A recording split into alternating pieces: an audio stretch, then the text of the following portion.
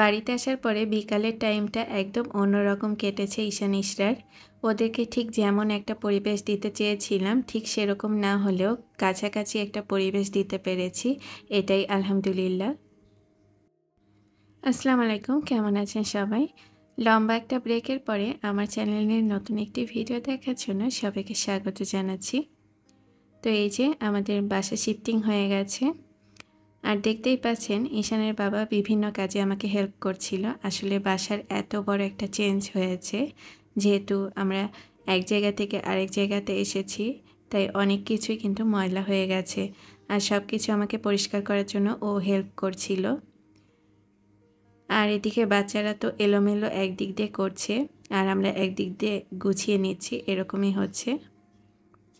আমাদের ফ্ল্যাটে কিচেনটা ছিল না, তো এই যে কিচেনটা হচ্ছে আমরা আসার পরে এখানে অ্যাডজাস্ট করে নিয়েছি। ডাইনিং রুমের একটা সাইডে আমরা সিঙ্কটা বসিয়ে নিয়েছি, আর তার পাশে চুলাটা রেখেছি। আপাতত এটা পোর্টেবল হিসেবে থাকছে, এরপরে পার্মানেন্ট করার ইচ্ছা। আর আজকে বাজারে গিয়েছিলাম, এখানকার বাজারে সব শাকসবজিগুলো একদম ফ্রেশ পাওয়া যায়, তবে দাম কিন্তু একেবারে কম না। আমার কাছে মনে হয়েছে ঢাকার বাজার আর এখানকার বাজারে খুব বেশি পার্থক্য নেই, বরং কিছু কিছু প্রোডাক্ট এখানকার বাজারে কিন্তু দাম বেশি ঢাকার বাজারের থেকে। তো এই যে পেঁয়াজ, রসুন, তারপরে হচ্ছে বেগুন, আর এদিকে হচ্ছে সবজি কিছু কিনেছিলাম, পুঁই শাক, পেপুল শাক, আর এটা হচ্ছে জলপাই। তো এখন সব সবজিগুলোকে কেটে কুটে তারপরে ফ্রিজে রেখে দিব, আর এখান থেকে কিছুটা রান্না করব। কয়েক বছর আগেও আমাদের এই শহরটা নিরিবিলি আর চুপচাপ ছিল, তবে এখন তেমনটা নেই। এখন অনেকটাই বিজি হয়ে গেছে, কারণ এখন অনেকটা বলতে গেলে ডেভেলপমেন্ট হয়েছে। এদিকে হচ্ছে রেল স্টেশন হয়েছে, তারপরে বাস স্ট্যান্ডগুলো আগের থেকে অনেক বড় হয়েছে, তো এজন্য হচ্ছে বেশ বিজি হয়ে গেছে। পুঁই শাক তো ঢাকার বাজারে অনেক পাওয়া যায়, তবে আমার মনে হয় এই কালারটা পাওয়া যায় না। এই যে একদম টকটকে একটা সবুজ কালার, এই কালারটা ঢাকার বাজারে পাইনি। ওখানেও শাকসবজি ফ্রেশ পাওয়া যায়, তবে এখানকার মতো না। এই শাকগুলো দেখে আমার যেটা মনে হচ্ছিল যে এটা মনে হয় সকালবেলাতেই একদম ক্ষেত থেকে তুলে আনা হয়েছে সেরকম। আর এদিকে শাকগুলো কুটে কেটে নেওয়ার পরে তারপরে হচ্ছে রান্না বসিয়ে দিয়েছি। তো আজকে বড় মাছের একটা তরকারি রান্না করব, তো সেজন্য হচ্ছে তেলটা প্রথমে খুব ভালোভাবে গরম করে নিয়েছি। এখন মাছগুলো দিয়ে প্রথমে ভেজে নিচ্ছি। এখানে আসার পরে সিলিন্ডার গ্যাস ব্যবহার করতে হচ্ছে। সিলিন্ডার গ্যাস ব্যবহারে কখনোই সেরকম অভ্যস্ত না, যেহেতু বেশিরভাগ সময় ঢাকাতে কেটেছে। ঢাকাতে একটা বাসাতে আমাদের সিলিন্ডার গ্যাস ছিল, তবে সেটা খুব অল্প দিনের জন্য, তারপরে বাসাটা আমরা চেঞ্জ করে ফেলেছি। সারাদিনে 1 থেকে 2 বার রান্না করতে হবে, তো আশা করছি একটা মাস হয়তো সিলিন্ডার গ্যাসে খুব ভালোভাবেই কেটে যাবে, অন্য সবার কাছে যেভাবে খোঁজ নিয়েছি। কারণ বড় ফ্যামিলিগুলোতে যেহেতু 1 মাস সুন্দরভাবে সিলিন্ডার গ্যাসে কেটে যায়, আমাদেরও হয়তো আশা করা যাচ্ছে কেটে যাবে। আমাদের বাড়িটা একদম রাস্তার পাশে হওয়াতে এখান থেকে রাস্তার ভিউটা দেখা যাচ্ছিল। তো এই যে রান্না করছিলাম আর বাইরে রাস্তার ভিউটা দেখতে পাচ্ছিলাম। এখানকার রাস্তাটাও বেশ বিজি, আর এই রাস্তাটা দিয়ে একটা ডিস্ট্রিক্ট থেকে আরেকটা ডিস্ট্রিক্টেই যাওয়া যায়, তো এজন্যই বেশ কিছু বাস এখান থেকে আসা যাওয়া করে। আর এই যে এদিকে হচ্ছে শাকগুলো ধুয়ে নিচ্ছিলাম। এই সিঙ্কটা আমরা নতুন বসিয়েছি, আর সিঙ্কটা কাজ করে বেশ কমফোর্টেবল আমার কাছে যেটা মনে হয়েছে। আর সিঙ্ক এবারে চয়েস করেছি একটু ডিপ দেখে, কারণ ভাড়া বাসাতে আমার খুব কমপ্লেন ছিল সিঙ্কগুলো একদমই ডিপ হতো না, ওখানকার সিঙ্কের সব কাজ করে শান্তি ছিল না। তো সেই তুলনায় নিজেদের বসানো এই সিঙ্কটা বেশ ভালো হয়েছে। আর এদিকে মাছের আরও কিছু অংশ ভাজাটা বাকি ছিল, তো এই যে মাথা আর কয়েক পিস দিয়ে ভেজে নিচ্ছি, প্রথমবারই কড়াইতে ধরেনি। আগে একটা সময় ছিল মাছের মাথা বাসায় আসলেই মুড়ো ঘন্টটা তৈরি করতাম, তো এখন আর অত একটা ভালো লাগে না। তো এজন্যই হচ্ছে একবারে মাছটা যখন রান্না করি ওর সঙ্গেই হচ্ছে রান্না করে ফেলি।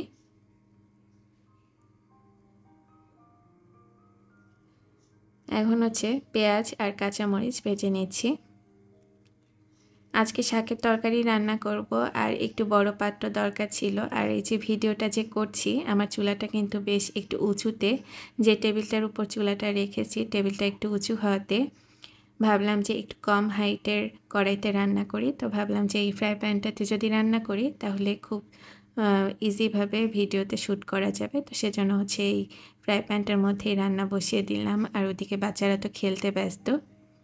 একদিকে আমাদের ফ্ল্যাট আর পাশেই হচ্ছে ওর দাদা দাদির ফ্ল্যাট, দুইটা দরজাই পাশাপাশি। তো দেখা যায় এই ফ্ল্যাট থেকে ওই ফ্ল্যাট সব সময় দৌড়াদৌড়ি হইচই করছে ওরা।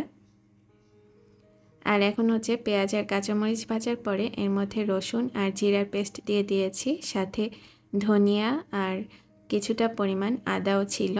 যেহেতু বড় মাছ রান্না করছি অল্প একটু আদাও আমি মশলার সাথে বেটে রেখেছিলাম। পরিমাণ মতো হলুদের গুঁড়া আর লবণ দিয়ে দিচ্ছি। লবণ দিয়ে এই মশলাটাকে কষিয়ে নিয়েছি আর কষানোর সময় খুব অল্প পরিমাণে পানি দিয়েছিলাম।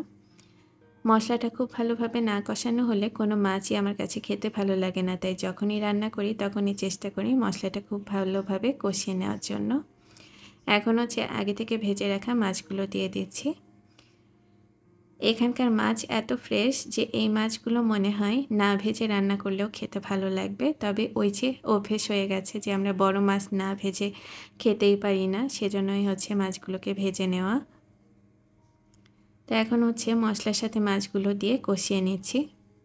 আমার হাতে যখন একটু সময় থাকে তখন আমি চেষ্টা করি যে মাছ ভাজার পরেও এগুলোকে একটু কষিয়ে নিয়ে তারপরে রান্না করার, তাহলে দেখবেন টেস্টটা অনেক ভালো হয় আর মাছের মধ্যে মশলাগুলো খুব ভালোভাবে ঢুকে যায়। তো আমি 5 থেকে 7 মিনিট এই মাছগুলোকে ভালোভাবে কষিয়ে নিচ্ছি। অনেকেই বলবেন জানি ব্লগ দিতে আমি এত দেরি করছি কেন। যখন লাস্ট ব্লগটা আপনাদের সাথে শেয়ার করেছিলাম তখন ঢাকা থেকে আমরা রওনা দিয়েছি অলরেডি। এখানে আসার পরে সব গোছগাছ করতে এত বেশি সময় লেগেছে। ওখান থেকে প্যাকিং তো সব করে এনেছিলাম, এবার এক এক করে সব প্যাকেট খুলে ওয়ারড্রোবের কাপড় ওয়ারড্রোবে, আলমারির কাপড় আলমারিতে, এগুলো রাখতে রাখতে কিন্তু আমাদের অনেকটা সময় গেছে। আর বাচ্চাদেরকে নিয়ে এমনিতেই যে কোনো কাজ করতে গেলে অনেক বেশি টায়ার্ড হয়ে যায়। এখন ফিল করি যখন আমরা দুজন ছিলাম তখন কিন্তু আমাদের বাসার যে কাজগুলো সেগুলো খুব ইজিলি করে নেওয়া যেত। আর এখন হচ্ছে বাচ্চারা হওয়ার পরে ওদের পেছনে অনেকটা সময় দিতে হয়। আর আমি যে কাজেই ব্যস্ত থাকি না কেন বাচ্চাদের খাওয়া দাওয়া থেকে শুরু করে খাওয়া দাওয়া গোসল সব কিছু আমি সবসময় রুটিন ওয়াইজ করানোর চেষ্টা করি। তো সেজন্যই হয়তো অন্য কাজগুলোতে আমার একটু পিছিয়ে পড়তে হয়। তারপরও আলহামদুলিল্লাহ ঈশানের বাবা পাশে থাকার কারণে খুব তাড়াতাড়ি সব কিছু গুছিয়ে তারপরে সব কিছু সামলে নিয়েছি। কারণ আমি ছোটোবেলা থেকে খুব বেশি গোছালু সেটা বলা যাবে না, বলতে গেলে অনেকটা আগোছালু ছিলাম। যেহেতু বড় আপু ছিল, আম্মু ছিল, ওরাই আমার সব কাজ করে দিত। তো এখন নিজের সংসারে এসে একটু একটু করে সব কাজ করা শিখেছি। এত বছরে মোটামুটি ভালোই এক্সপিরিয়েন্স হয়েছে। তো এই যে আপনাদের সাথে কথা বলতে বলতে এখন হচ্ছে শাকগুলো দিয়ে দিয়েছি। শাকগুলো কিছুক্ষণ সিদ্ধ করে নিচ্ছি। সিদ্ধ বলতে কিছুক্ষণ কষানোর পরে তারপরে ওই পানিতেই শাকটা সিদ্ধ হয়ে গেছে। এখন এর উপরে মাছগুলো দিয়ে দিয়েছি। এই রান্নাটা যখন করছিলাম তখন আমার খুব খুশি লেগেছে আমার ছোট ভাইটা এসেছে। আমাদের বাড়ি খুব কাছাকাছি হওয়ার কারণে ছোট ভাইটা যখন মন চায় তখন আমার কাছে চলে আসে, আমার কাছে খুবই ভালো লাগে। তো এই যে রান্নাটা ওই পর্যায়ে কমপ্লিট হয়ে গেছে। আজকের ভিডিওটা আপনাদের কাছে কেমন লেগেছে কমেন্ট করে জানাবেন। আশা করছি এরকমই নতুন ভিডিও নিয়ে খুব তাড়াতাড়ি শেয়ার করার জন্য চলে আসব। সবাইকে আল্লাহ হাফেজ জানিয়ে এই পর্যন্তই শেষ করছি।